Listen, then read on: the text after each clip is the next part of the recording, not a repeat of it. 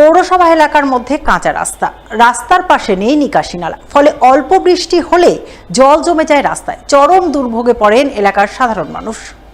শনিবার এমনই দুর্ভোগের ছবি নজরে এলো পুরাতন মালদা পৌরসভার ১৯ নম্বর ওয়ার্ডের পালপাড়ার মণ্ডলপাড়া এলাকায়। এলাকাবাসীর অভিযোগ, তারা পুরাতন মালদা পৌরসভার এই এলাকায় দীর্ঘ ২০ থেকে ২৫ বছর ধরে বসবাস করছেন, কিন্তু এখনও পর্যন্ত তাদের এলাকায় পাকা রাস্তা তৈরি হয়নি, নেই নিকাশি নালার ব্যবস্থাও, যার দরুন অল্প বৃষ্টি হলেই রাস্তায় জল জমে যায়, যেমনটা জমেছে এখন। তবে বর্ষাকালে এই সমস্যা আরও প্রকট হয়। রাস্তায় হাঁটু সমান জল জমে যায়, ওই সময় চলাচল করা দুষ্কর হয়ে পড়ে। তারা এই সমস্যার কথা বহুবার পৌরসভা থেকে শুরু করে স্থানীয় কাউন্সিলরকে জানিয়েছেন, কিন্তু কোনো লাভ হয়নি, শুধু আশ্বাস মিলেছে। বর্ষা আসলে তো খুব সমস্যা হয়, আমরা হাঁটতে পারি না রাস্তা দিয়ে। আমরা রাস্তাটা ভালো করার জন্য বলছি, ওয়ার্ডের মধ্যে এরকম রাস্তা খুঁজে পাওয়া যাবে না। আমরা ২৫ বছর থেকে এভাবে কষ্ট করে বাস করি।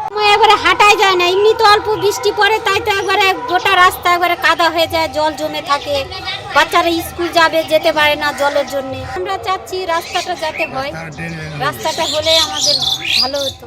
এই বিষয়ে ১৯ নম্বর ওয়ার্ডের তৃণমূল কাউন্সিলর বিশ্বজিৎ হালদারকে ধরা হলে তিনি বলেন, এই ওয়ার্ডটি দীর্ঘদিন যাবৎ বিজেপির দখলে ছিল।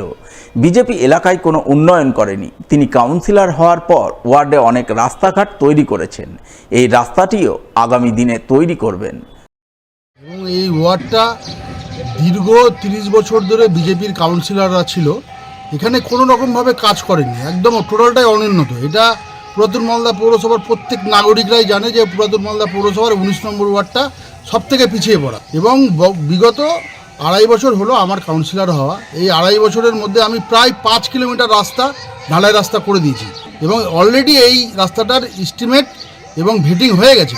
আমরা আগামী যে টেন্ডারটা হবে সেই টেন্ডারে এই রাস্তাটা দিয়ে আমরা এই কাজটা অবিলম্বে করে দেবো। বর্ষার আগে আমরা এই কাজটা করে দেওয়ার চেষ্টা করছি।